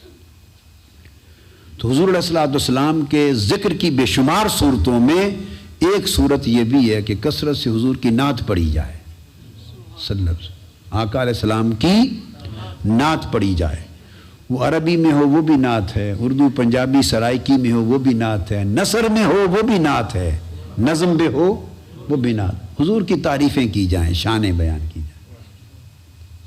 وہ جو نعت پاک ہے صلی اللہ علیہ وآلہ وسلم، یہ نعت پڑھنا اور نعت خوان ہونا یہ بھی سنت ہے۔ بس یہ نکتہ تھا جو میں نے کہا بتا دوں۔ آقا علیہ الصلوۃ والسلام کے صحابہ میں یہ لوگوں کو عام طور پہ معلوم نہیں، لوگوں نے تو ایک آدھ نعت خوان صحابی کا، دو کا، تین کا نام سن رکھا ہے، بس 35 صحابہ حضور علیہ السلام کے نعت خوان تھے۔ کتنے؟ میں نے ان کی پوری، میں نے کتاب عربی میں دلائل البرکات شریف مرتب کی ہے، دلائل الخیرات کی طرز پر عربی میں حضور کے درود اور سلام ہیں، اس کا کوئی 70% حصہ قصیدہ بردہ کی شرح کی طرح منظوم ہے، 30% نثر میں ہے، اوراد وظائف ہیں یومیہ۔ تو میں نے اس کے اندر اور پھر کسی اور کتاب میں بھی ابھی ریسنٹلی مکمل کیا تو آ جائے گا، تو پوری فہرست دی میں نے۔ 35 صحابہ کرام حضور کے نعت خوان تھے، اور نہ صرف نعت خوان تھے تو گویا یہ نعت کونسل ہی بن گئی نا، صحابہ کرام کی بھی ایک نعت کونسل تھی، نام تو نہیں تھے اس طرح کے، 35 صحابہ نعت خوان تھے، اور آقا علیہ السلام پھر اپنی نعت کی مجلسیں منعقد کرتے، خود بیٹھتے اور صحابہ اجازت لے کے نعت پڑھتے، کبھی جہاد پر جاتے تب پڑھتے، سفر پہ جاتے تب پڑھتے، کبھی چلتے پڑھتے، کبھی بیٹھے پڑھتے۔ تو حدیث پاک میں آتا ہے، جس کو امام ترمذی نے بھی روایت کیا شمائل ترمذی میں، اور امام ترمذی نے شمائل نبوت میں روایت کیا، اور اسی طرح امام نسائی نے روایت کیا، امام بزار نے روایت کیا حضرت انس بن مالک رضی اللہ تعالی عنہ سے۔ وہ روایت کرتے ہیں کہ حضور علیہ الصلوۃ والسلام جب اپنا عمرہ قضا ادا کرنے کے لیے مکہ میں داخل ہوئے، جو واپس پلٹ گئے تھے، پھر عمرہ رہ گیا تھا، دوبارہ ادا فرمایا آپ نے اس قضاء عمرہ کے لیے۔ جب مکہ معظمہ میں داخل ہوئے تو صحابہ کرام کا ایک ہجوم ساتھ تھا، تو حضرت انس رضی اللہ عنہ فرماتے ہیں کہ جب شامل ہوئے تو حضور کے ایک نعت خوان صحابی ہے حضرت عبداللہ بن رواحہ ابن رواحہ، عرض کیا یا رسول اللہ اجازت ہو تو آپ کی نعت پڑھوں۔ اب اتنی کتب حدیث میں حضور علیہ السلام نے فرمایا پڑھو، تو حدیث میں یہ آتا ہے کہ وہ آگے آگے چل رہے تھے، چلتے ہوئے ایک وفد تھا، ایک صحابہ کا جلوس تھا، عظیم ایک اجتماع تھا، چل رہے تھے، اور ابن رواحہ آگے آگے چلتے بآواز بلند حضور کی نعت پڑھتے جا رہے تھے۔ پھر خانہ کعبہ کے حرم میں جب حضور علیہ السلام داخل ہوئے تو اسی نعت خوانی کے ساتھ داخل ہوئے حرم کعبہ میں۔ جب بآواز بلند داخل ہوئے تو سیدنا عمر فاروق رضی اللہ تعالیٰ عنہ نے کہا عبداللہ بن رواحہ، اللہ کا گھر حرم ہے اور حضور سامنے ہیں اور تم اونچی آواز سے شعر پڑھ رہے ہو۔ یہ عبداللہ بن عمر، حضرت عمر فاروق رضی اللہ عنہ کے ذہن میں خیال آیا، ان سے کہا حرم کعبہ اور حضور کی ذات پاک سامنے اب اونچی آواز سے شعر پڑھ کے داخل ہو رہے ہو۔ تو حضور علیہ السلام نے فرمایا عمر نہیں، روک دیا، فرمایا عمر نہیں، ان کو شعر نہ کہو، یہ جو پڑھ رہا ہے اس سے کافروں کے دل میں تیر لگ رہے، پڑھنے دو، پڑھنے دو، کافروں کے دل میں تیر چپ رہے۔ یہ آقا علیہ السلام کے کلمات ہیں۔ یہ پہلی حدیث بتانا چاہتا تھا۔ دوسری حدیث یہ بھی مشکات شریف میں حضرت کعب ابن مالک رضی اللہ تعالیٰ عنہ سے مروی۔ انہوں نے عرض کیا یا رسول اللہ، جب حضور علیہ السلام کی زبان اقدس سے نعتی اشعار تھے، نعت تھی، جب اس کی تعریف سنی، اور نظم تھی، شعر تھے، نعت کی تعریف سنی، تو حضرت کعب ابن مالک نے عرض کیا یا رسول اللہ، کیا قرآن مجید میں شعر کے بارے میں مذمت نہیں آئی کہ یہ شاعر لوگ مبالغہ آرائیاں کرتے ہیں، مبالغے کرتے ہیں، تو کیا قرآن مجید میں اس کی مذمت نہیں آئی؟ انہوں نے سوال کیا حضرت کعب ابن مالک رضی اللہ عنہ۔ حضور علیہ السلام نے فرمایا، اور یہ امام بغوی نے شرح السنہ میں روایت کیا، امام ابن عبد البر نے الاستیاب میں روایت کیا، صاحب مشکات نے مشکات المصابیح میں، امام تبریزی نے روایت کیا۔ حضور علیہ السلام نے فرمایا اس کے جواب میں، اشارہ اس امر کی طرف تھا کہ یہ غیر مومنوں اور غیر متقیوں کے لیے بات ہوگی، اشارہ تھا۔ آقا علیہ السلام نے فرمایا ان المؤمن یجاہد بسیفہ ولسانہ، یہ جو نعت پڑھ رہا ہے میری اور شعروں کی شکل میں نعتی اشعار پڑھ رہا ہے، فرمایا مومن دو طرح کا جہاد کرتا ہے، ایک تلوار سے کرتا ہے، ایک اپنی زبان سے کرتا ہے۔ میری نعت پڑھنا زبان کا جہاد ہے، صلی اللہ علیہ وسلم، میری نعت پڑھنا زبان کا جہاد ہے، آقا علیہ السلام نے فرمایا۔ تیسری معروف حدیث حضرت کعب بن زہیر کے حوالے سے بیان کرنا چاہوں، امام قسطلانی نے المواہب اللدنیہ میں روایت کی، اور امام زرقانی نے اس کی شرح میں، اور بہت ساری دیگر کتب میں محدثین نے کثرت کے ساتھ اس کو لیا ہے۔ اور قصیدہ لامیہ ہے جو کعب بن زہیر نے لکھا، 200 سے زائد اشعار کی نعت لکھی تھی۔ حضور کے صحابی نے ایک نعت لکھی تھی، کتنے اشعار؟ 200 سے، قصیدہ نعتیہ تھا، 200 سے زائد اشعار۔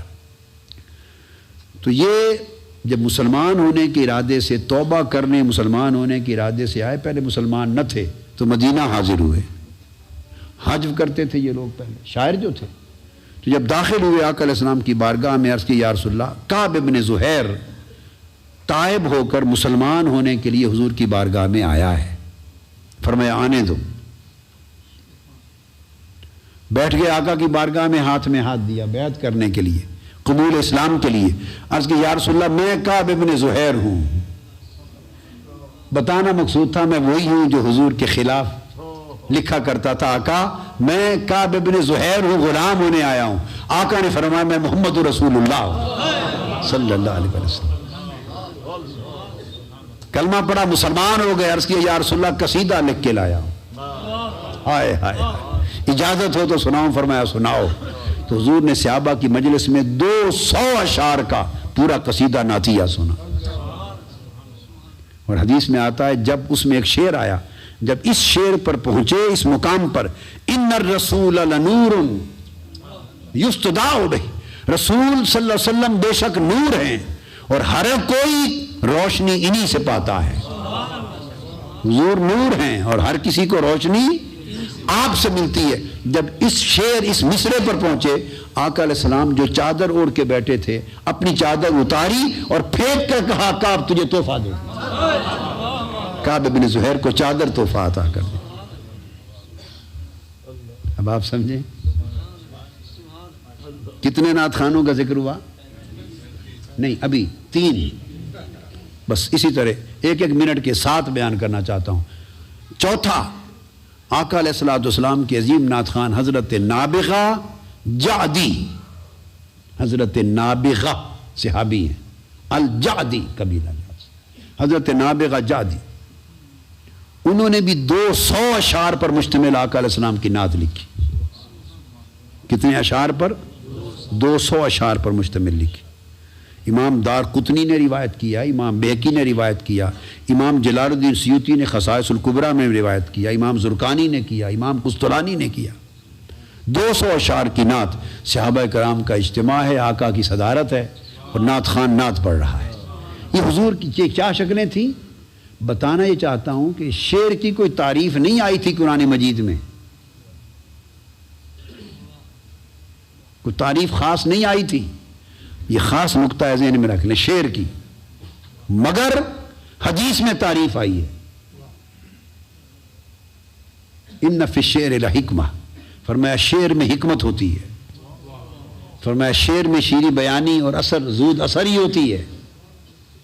اب یہ جو 2 چیزوں کو تطبیق کریں کہ قرآن کہہ رہا ہے یہ مبالغہ کرتے ہیں شاعر لوگ, حضور کہہ رہے ہیں شعر میں حکمت ہوتی ہے. کہ اللہ کا رسول اللہ کی بات کے خلاف کر سکتا ہے؟ نہیں کر سکتا. تو پھر کیا بات تھی؟ فرمایا ہاں جس شعر میں میری نعت ہو وہ اچھا ہے, بقایا مبالغہ ہوتا ہوگا, بقایا مبالغہ ہوتا ہوگا. کیونکہ حضور کی شان میں جو کوئی جو کچھ کہے وہ مبالغہ ہوتا ہی نہیں ہے. حضور کی شان میں جو شخص جو کچھ کہے وہ مبالغہ نہیں ہوتا, بشرطے کہ اللہ نہ کہے, بشرطے کہ خدا نہ بنائے, خدا نہ بنائے. باقی جو کچھ کہے, امام بصیری نے بھی یہی فرمایا, وہ مبالغہ ہوتا ہی نہیں, وہ سب حضور کی شان کے اندر ہے.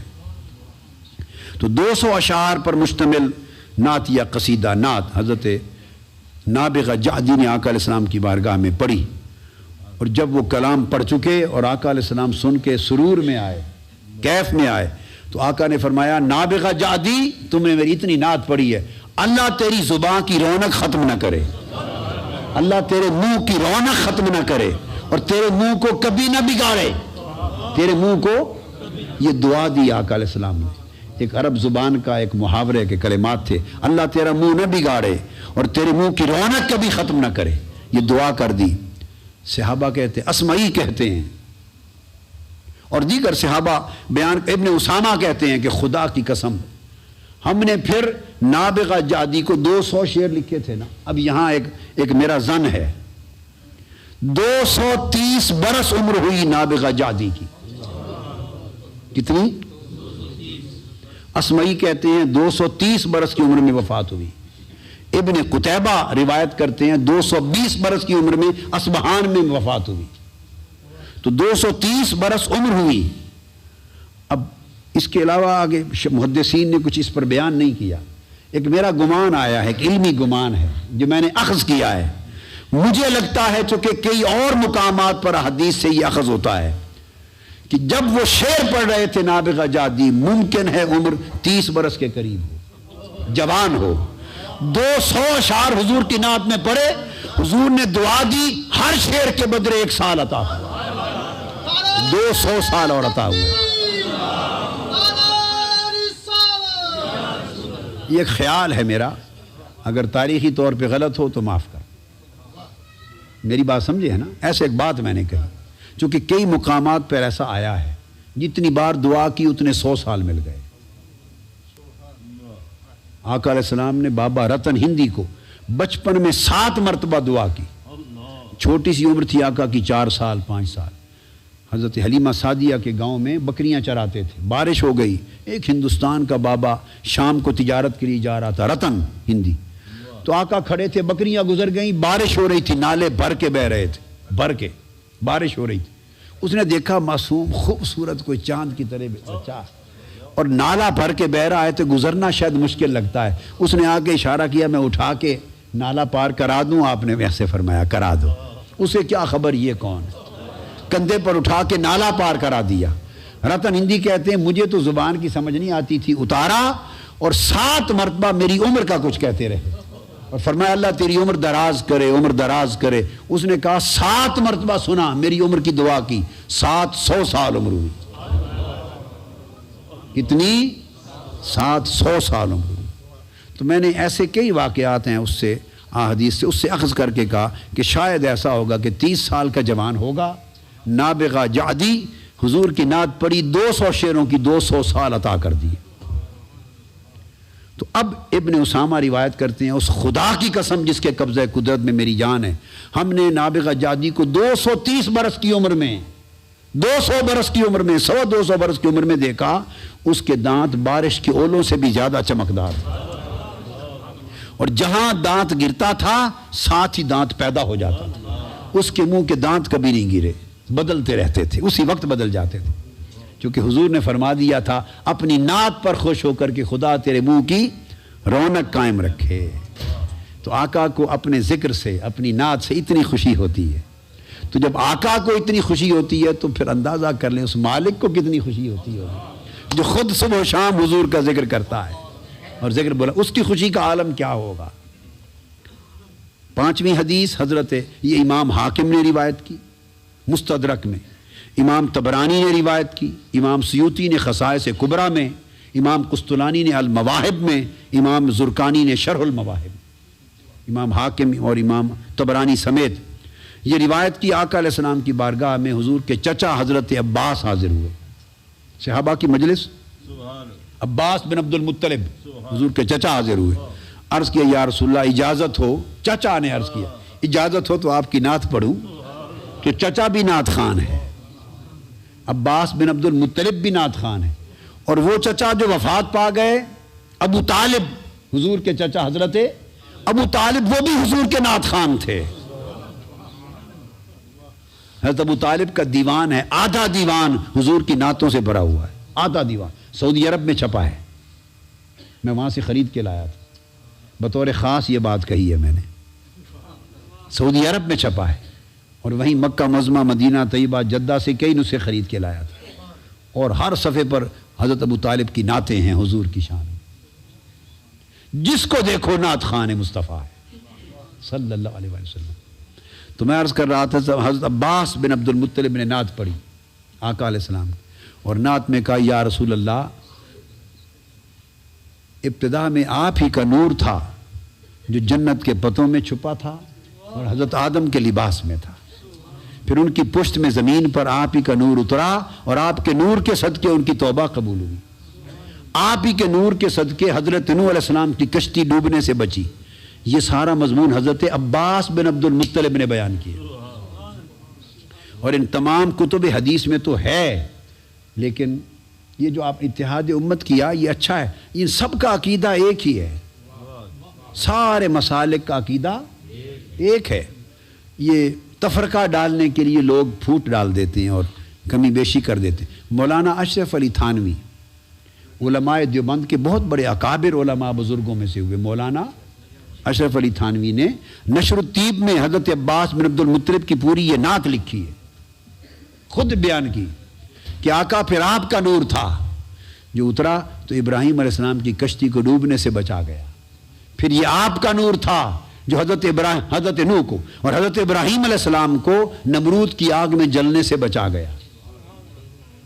اسی طرح بیان کرتے کرتے کرتے لائے ہیں اور کہتے ہیں پھر آپ کا نور حضرت آمنہ کی بطن میں آیا اور وہ نکلا تو پھر شام کے قصور اور محلات روشن ہو گئے اور ہم اسی نور میں رہ رہے ہیں اور اسی نور میں راستے طے کر رہے ہیں۔ یہ حضرت عباس کے کلمات رضی اللہ تعالیٰ عنہ۔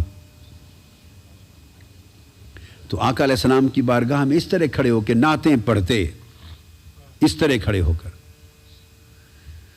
اور پھر حضرت حسان بن ثابت چھٹے نعت خان، بس میں نے کہا صرف 7 ذکر کروں گا حدیث سے، 7 چھٹی حدیث، حسان بن ثابت جو معروف نعت خان، وہ تو پھر بخاری شریف میں بھی ہے، مسلم میں ہے، بہت ساری کتب میں ہے، ہر کتاب بھری پڑی۔ آقا علیہ السلام ان کے لیے ممبر بچھاتے، یہ ذکر مصطفیٰ کی صورت تھی، اور جو کرتے ہیں یہ آقا کی پسندیدہ مرغوب محبوب اور مسنون طریقہ تھا، اپنا ذکر نعتوں کی شکل میں سنتے صلی اللہ علیہ وسلم۔ کیوں سنتے؟ خود حاجت نہ تھی، نہ معاذ اللہ خود پسندی تھی، آپ کہتے تھے فلا ولا فخر، مجھے کوئی خود پسندی نہیں۔ کیوں سنتے؟ تاکہ میری نعت سننا میری امت کے لیے میری سنت بن جائے اور لوگ نعت کی شکل میں میرا ذکر کرتے رہیں، ذکر کرتے رہیں۔ تو پھر حضرت حسان بن ثابت کے لیے ممبر بچھایا، فرمایا حسان یہ ممبر ہے، میری نعت پڑھ۔ حضرت حسان بن ثابت نے نعت پڑھی اور جب نعت ختم کی آقا علیہ السلام نے دعا دی، فرمایا حسان تو نے میری نعت کے صدقے سے خود شفا پائی اور سب بیمار دلوں کو شفا دے دی، خود شفا پائی، شفا پائی اور سب بیماروں کو۔ تو حضور کی نعت سے شفا بھی ملتی ہے، کوئی بیمار ہو تو گھر میں محفل نعت مصطفیٰ کرایا کرے، پھر اس کے صدقے سے قصیدہ بردہ شریف پڑھا کرے، اس کے صدقے سے پھر دعا اللہ کی بارگاہ میں کیا کرے، اللہ شفا دیتا ہے۔ تو میں یہ عرض کر رہا تھا، پھر آپ آقا علیہ السلام نے ہاتھ اٹھا دیے اور عرض کیا باری تعالیٰ ایدہ اللہ بروح القدس، باری تعالیٰ حسان بن ثابت جس وقت تک میری نعت پڑھتا رہے تو اس کے پیچھے جبرائیل امین کو کھڑا کیا کر، یہ میری نعت پڑھے، جبرائیل اس کی تائید کرتا رہا کرے، پشت پناہی کرے، یہ عالم تھا۔ اور ایک یہاں آخری حدیث بڑی لطیف، بڑی نازک اور بڑی دقیق، بڑی نازک بیان کر دوں، شاید کم موقع ہو، آپ کو کم موقع ملا ہوگا اس کے سننے کا، وہ بھی حضرت حسان بن ثابت کے لیے 7ویں حدیث اور صحیح مسلم کی ہے۔ کہاں کی؟ حضرت حسان بن ثابت تازہ مسلمان ہوئے تھے، کیا؟ تازہ مسلمان ہوئے تھے جب ایک سفر کے دوران بعض منافقوں نے ام المومنین حضرت عائشہ صدیقہ رضی اللہ تعالیٰ عنہ پر تہمت لگا دی، جس کی برات میں اور آپ کی صفائی میں، ڈیفنس میں اللہ پاک نے سورہ نور نازل کی تھی۔ بعد میں وہ جب تہمت لگائی اور اس کو اچھالا، پھیلایا اور آقا علیہ السلام کو تکلیف پہنچی، وہ منافقوں نے کام کیا، اس میں نئے جو مسلمان ہوئے تھے، آواز تھوڑی زیادہ کر دیں، تھوڑی سی، جو تازہ مسلمان ہوئے تھے اور ابھی آقا کی صحبت نصیب نہیں ہوئی تھی، آقا کا قرب، تربیت میں پختگی نہیں آئی تھی، تو کئی نئے لوگ بھی اس تہمت کا وہ طوفان اٹھا کہ وہ اس میں بہہ گئے، اس طوفان تہمت کی زد میں آ گئے۔ کئی کچے، ابھی ابتدائی ایمان کی حالت والے لوگ، کچے لوگ، ان ابتدائی کچے لوگوں میں اس طوفان تہمت کی زد میں آنے والے اور زد میں آ کے پھر اس تہمت کو اچھالنے والوں میں حسان بن ثابت بھی تھے۔ حسان بن ثابت بھی ان میں سے تھے، یہ بھی شکار ہو گئے تھے اس کانسپیریسی کا، سازش کا۔ اور حضرت عائشہ صدیقہ رضی اللہ تعالی عنہا کو پھر عمر بھر ذاتی طور پہ ان کا بڑا قلق رہا، صاف ظاہر قلق رہنا ہی تھا، دل پہ بڑا دکھ رہا کہ حسان بن ثابت بھی ان میں شامل ہوا تھا۔ گزر گئی آخر زمانے وقت تک، حدیث پاک میں آتا ہے جو حضرت حسان بن ثابت کو حضرت ام المومنین عائشہ صدیقہ رضی اللہ تعالیٰ عنہ کے سامنے اس واقعے کے حوالے سے کہ وہ بھی اس میں شامل ہو گیا تھا، اس کا ذکر کر کے ان کے خلاف کوئی کلمہ، کوئی لفظ بولنے لگتا، حضرت عائشہ صدیقہ ان کو وہی روک دیتی۔ خبردار حسان بن ثابت کے خلاف کوئی بات نہ کہو. کیا؟ کوئی بات نہ کہو. وہ کہتی ام المومنین انہوں نے یہ کیا تھا، فرمایا وہ سارا مجھے پتا، اسی کا مجھے دکھ ہے، مگر تم نے یہ نہیں سنا، میں نے اس کو حسان بن ثابت کے خلاف کوئی کلمہ سننے کو تیار نہیں، چونکہ اگر وہ کچھ کیا تھا تو یہ وہ حسان ہے جس نے میرے محبوب نبی کی شان میں یہ کہا ہے فَإِنَّ أَبِي وَوَالِدَتِي وَإِرْضِي فَإِنَّ أَبِي وَوَالِدَتِي وَإِرْضِي لِإِرْضِ مُحَمَّدٍ مِّنْكُمْ وِقَاءُ. اس نے میرے محبوب کی شان میں نعتیں کتنی کہی ہیں، جو میرے محبوب کا نعت خوان ہو اس نے میرے بارے میں جو بھی کہا ہو میں ایک کلمہ اس کے خلاف نہیں سن سکتا. فَإِنَّ أَبِي وَوَالِدَتِي وَعِرْضِي. یہ حسان بن ثابت کا کلام ہے، نعت میں. فَإِنَّ أَبِي وَوَالِدَتِي وَعِرْضِي لِإِرْضِ مُحَمَّدٍ مِّنْكُمْ وِقَاءُ لِإِرْضِ مُحَمَّدٍ مِّنْكُمْ وِقَاءُ. انہوں نے کہا تھا فَإِنَّ أَبِي میرا والد بھی، وَوَالِدَتِي اور میری والدہ، وَإِرْضِي اور میری بھی عزت، میری ماں، میرا باپ، میرے والدین کی عزت اور میری عزت. اے کافرو، مصطفیٰ کے دشمنوں، ہم سب کی عزتیں مصطفیٰ کی عزت کی حفاظت کے لیے قربان ہیں. منکم وقاء. آئے آئے تمہارے جو تانوں کے تیر ہیں وہ ہم برداشت کریں گے، اپنی عزتوں کو دیوار بنا دیں گے، مصطفیٰ کو آنچ نہیں آنے دیں گے. یہ صحیح مسلم میں حدیث ہے کہ ان کی نعت خوانی پر کتنا اپنا رنج ذاتی ختم کر دیا، کیا مقام نصیب ہوا. اور پھر آخری بات، آخری یہ تو وہ تھے جو حضور کے صحابہ تھے، یہ 35 میں سے 7 گنے، ایسے چند ایک نمونے احادیث میں سے. اور پھر وہ معروف قصیدہ، وہ نعت جسے قصیدہ بردہ شریف کہتے ہیں. بتا رہا ہوں یہ حضور کے ذکر کی ایک شکل ہے جو امت میں چلی، اور پھر ہزاروں شکلیں ہیں، ہزاروں. ان میں سے ایک شکل یہ بھی ہے ذکر مصطفیٰ کی.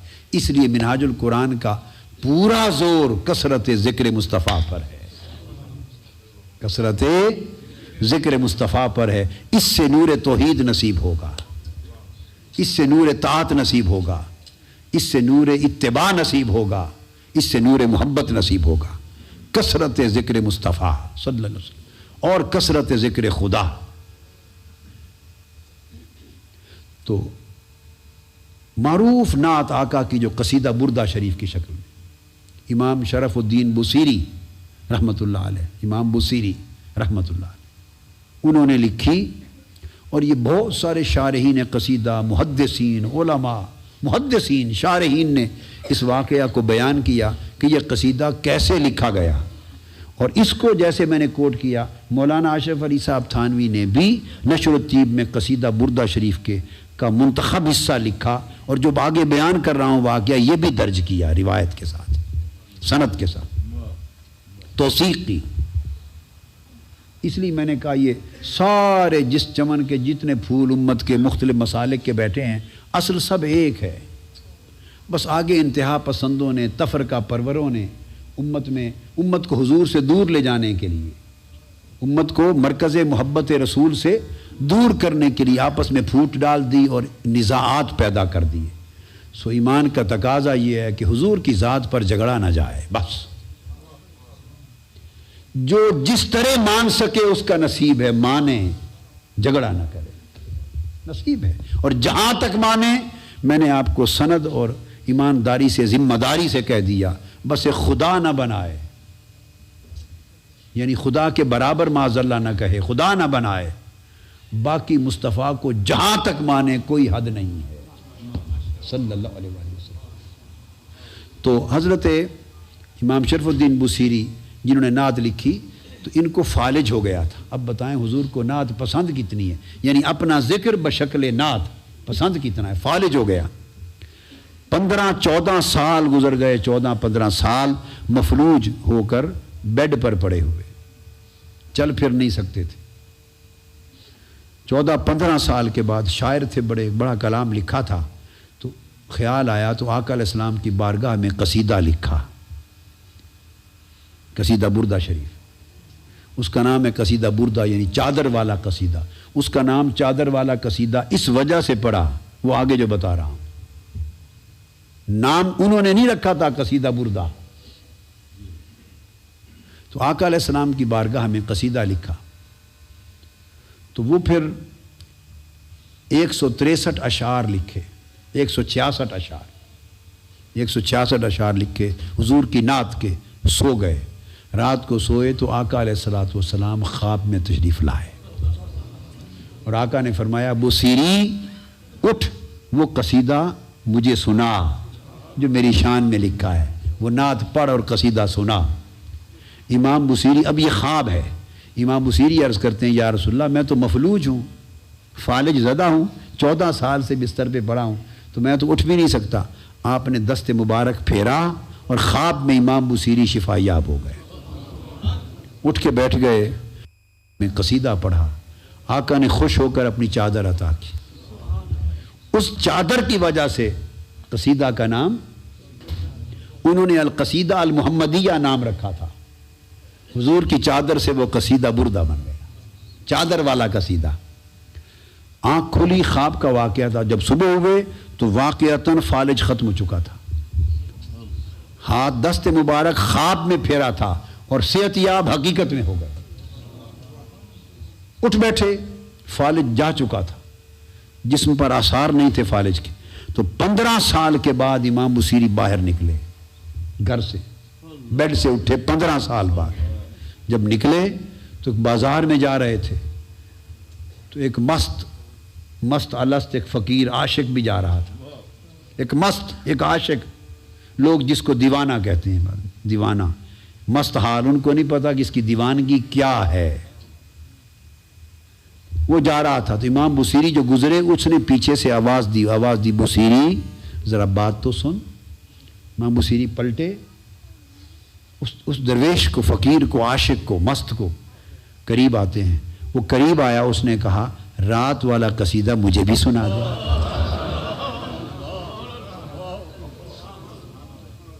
امام بصیری نے کہا میں نے تو بتایا ہی نہیں، کسی کو بتایا ہی نہیں، رات کی بات ہے، آپ کو کیسے پتہ چل گیا؟ اس نے کہا جب آقا جھوم جھوم کے سن رہے تھے، دور کھڑا میں بھی سن رہا تھا صلی اللہ علیہ وسلم. یوں اس قصیدے کی شہرت ہو گئی. بادشاہ وقت تک پہنچا، اس نے اس کے نسخے بنا کے رکھے، اور مولانا اشرف علی تھانوی نے روایت کیا ہے، بیان کیا ہے دیگر محدثین سے، علماء سے، شارحین سے، محققین سے، کہ پھر کسی کو کوئی مرض ہوتی تو قصیدہ بردہ شریف لکھا ہوا آنکھوں پہ لگاتا، سر پہ لگاتا، اللہ حضور کی نعت کے صدقے شفا یاب کر دیتا. تو حضور کا جو نعت ہے اور ذکر مصطفیٰ بصورت نعت، یہ توسل بھی ہے، یہ تصدق بھی ہے، یہ عطا بھی ہے، یہ شفا بھی ہے. بس اب آقا علیہ السلام کے ذکر اور محبت کو اپنے مرکز اتحاد بنا لیں، مرکز ایمان بنا لیں، مل جل کے رہنے اور ایمان کو تر و تازہ رکھنے کی بنیاد بنا لیں. مگر اس کے ساتھ حضرت ربیعہ بن کعب کی بات کو یاد رکھیں، جو آخری اب پیغام دے رہا ہوں ختم کرتے ہوئے پیغام. صحیح مسلم میں حدیث ہے، صحیح مسلم میں حدیث صحیح. حضرت ربیعہ بن کعب رضی اللہ تعالیٰ عنہ روایت کرتے ہیں، فرماتے ہیں آقا علیہ السلام کی بارگاہ میں رات رہتا، حضور کی نوکری کرتا تھا. لوٹا بھر دینا، مصلی بچھا دینا، ضرورت ہونی پانی تو پانی پیش کر دینا. آقا علیہ السلام کی رات کو چاکری کرتا تھا، خدمت کرتا تھا. حضرت ربیعہ بن کعب رضی اللہ تعالیٰ عنہ فرماتے ہیں ایک رات آقا علیہ السلام میری خدمت پر، نوکری پر خوش ہو گئے اور مجھ سے فرمایا یا ربیعہ سل. اور مسلم شریف ہی کی ایک سند سے دوسرے طریق سے ارشاد فرمایا، اس میں الفاظ آتے ہیں، فرمایا سلنی، مجھ سے مانگ لے آج جو مانگنا. فرمایا مانگ لے جو مانگنا ہے۔ حضرت ربیہ بن کعب نے عرض کیا یا رسول اللہ انی اسألک مرافقتک فی الجنہ، آقا میں آپ سے جنت میں بھی یہی چاکری مانگتا ہوں، جیسے یہاں جوڑے سیدھے کرتا رہتا ہوں آقا، رات کو جاگتا حضور کی نوکری کرتا ہوں، یہ نوکری ختم نہ ہو، ریٹائرمنٹ نہ ہو جائے، جنت میں بھی یہ نوکری قائم رہے، حضور کی بارگاہ میں رہوں، خدمت کرتا رہوں۔ آقا نے فرمایا اوا غیر ذالک، ربیہ یہ مل گئی، جنت اور نوکری مل گئی، اب غیر ذالک اور بھی کچھ مانگنا ہے مانگ لے۔ عرض کیا ہوا ذاک یا رسول اللہ، حضور یہی کافی ہے۔ پھر فرمایا اب غیر ذالک اور مانگ لے، فرمایا ہوا ذاک یا رسول اللہ یہی کافی ہے۔ پھر تیسری بار فرمایا اب غیر ذالک اور بھی کچھ مانگ لے۔ انہوں نے ہاتھ جوڑے عرض کیا یا رسول اللہ سب کچھ خدا سے مانگ لیا، تجھ کو مانگ کر اٹھتے نہیں ہیں ہاتھ میرے اس دعا کے بعد۔ آپ مل گئے، آپ کی نوکری مل گئی تو حضور باقی کیا رہ گیا؟ تو فرمایا اچھا تمہیں عطا ہو گئی یہ نوکری، اس خدمت کے صلے میں حضور کی مرافقت نصیب ہو گئی، مگر کیا کرنا؟ وہ میرا میسج تھا، فَإِنِّي عَلَى نَفْسِكَ بِكَثْرَةِ السُّجُودِ، تیری راتوں کی خدمت اور محبت کے صلے میں، محبت رسول کے صلے میں، جنت میں تمہیں جنت اور جنت میں اپنی نوکری یہ تو عطا کر دی، ایک میری مدد بھی کر۔ فرمایا میں نے تو تمہیں عطا کر دی، جو مانگا دے دیا، اب ایک میری مدد بھی کر، وہ یہ کہ میں نے عطا کر دی، اب میری عطا کی لاج رکھنا، میری عطا کی لاج رکھنا، اور وہ یوں کہ کثرت سے سجدے کیے کرنا، یہ میری مدد ہوگی، تاکہ جہاں تجھے پہنچا دیا ہے اس کے قابل بھی خود کو بنا، اس کے قابل بھی بنا۔ تو مضمون تھا محبت رسول، یعنی ذکر مصطفیٰ، کیا تھا؟ محبت میں ذکر مصطفیٰ، یہ مضمون تھا، اور پیغام ہوا کثرت سجود، کثرت سے عبادت اور کثرت سے سجدے۔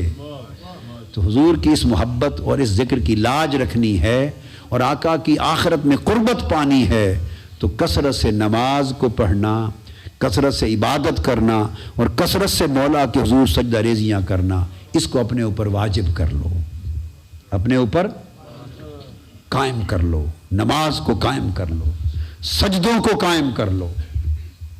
اور میں آپ کو دیکھیے ایک لطیف بات، انہوں نے حضور کی قربت مانگی تھی نا، کیا مانگا؟ حضور کی قربت، تو فرمایا میری قربت تجھے مل گئی، سجدے کرنا۔ اللہ سے مانگا کہ باری تعالیٰ تیری قربت چاہتے ہیں، قرآن میں آیت نہیں پڑھوں گا، آیت سجدہ ہے، پھر آپ ایسے تو عرض کیا باری تعالیٰ تیری قربت کیسے ملے؟ سمجھ آ گئی کہ حضور کی قربت کے لیے تو سجدہ لازم ہو گیا، کہ اللہ کی بارگاہ میں سجدے کرو تاکہ قربت آقا کی مل سکے۔ تو تیری قربت کیسے؟ فرمایا میری قربت کے لیے بھی سجدے کرو، قریب کر لوں گا، سجدے کرو۔ تو دوستان محترم، سجدوں سے اللہ کی جو قربت ملتی ہے وہ کسی اور شے سے نہیں ملتی، سجدوں سے قربت ملتی ہے اور سجدوں سے لذت ملتی ہے۔ کیا بولیے؟ سجدوں سے قربت ملتی ہے، سجدوں سے لذت ملتی ہے۔ سجدے مناجات ہیں، سجدے حلاوت مناجات ہیں۔ کیا؟ بلکہ میں یوں کہہ دوں بات ختم کرتے ہوئے تو ایمانداری کی بات، یہ کیفیت ہے، قیام مناجات ہے، راتوں کا قیام مناجات، اللہ کی حمد و ثنا کرنا، اللہ کی حمد و ثنا کرنا، باتیں کرنا، اللہ کی تسبیح کرنا، قیام مناجات ہے، سجدہ ملاقات ہے۔ ہائے ہائے،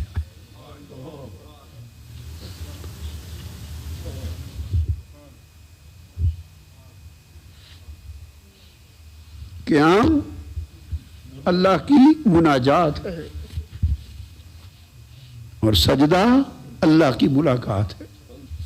لوگوں، اس بڑی ملاقات کا وقت قریب آنے والا ہے، اس بڑی ملاقات کا وقت آ رہا ہے۔ دو ملاقاتیں ہونے والی ہیں۔ کیا؟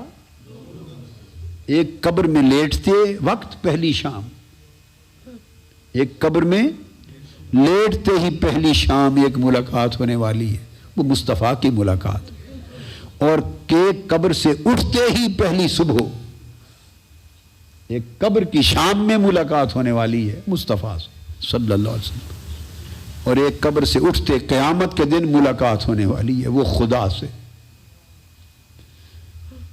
جو لوگ کثرت سے سجدے کریں گے، اللہ کے حضور قیام کریں گے، اللہ کے حضور سجدہ ریزی کریں گے، عبادت کریں گے، حضور سے محبت کریں گے، حضور کی اتباع کریں گے، حضور کے نغمے گائیں گے، ذکر کریں گے، بس ایسے لوگوں کے لیے حضور کی ملاقات ہوگی تو وہ بھی پردہ اٹھا دیں گے اور پہچان کرا لیں گے۔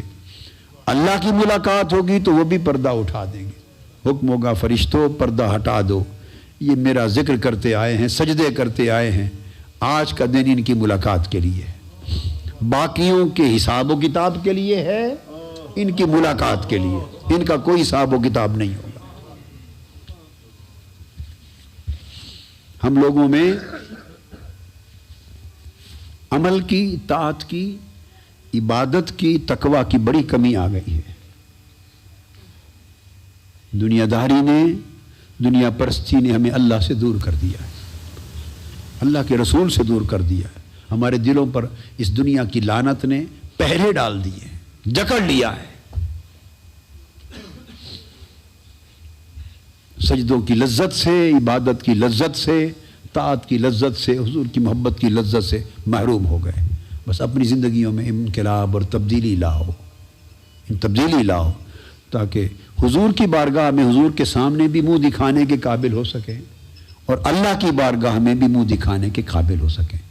اور منہاج القرآن کے اس مرکز پہ اس حال کا بنانا مبارک ہو۔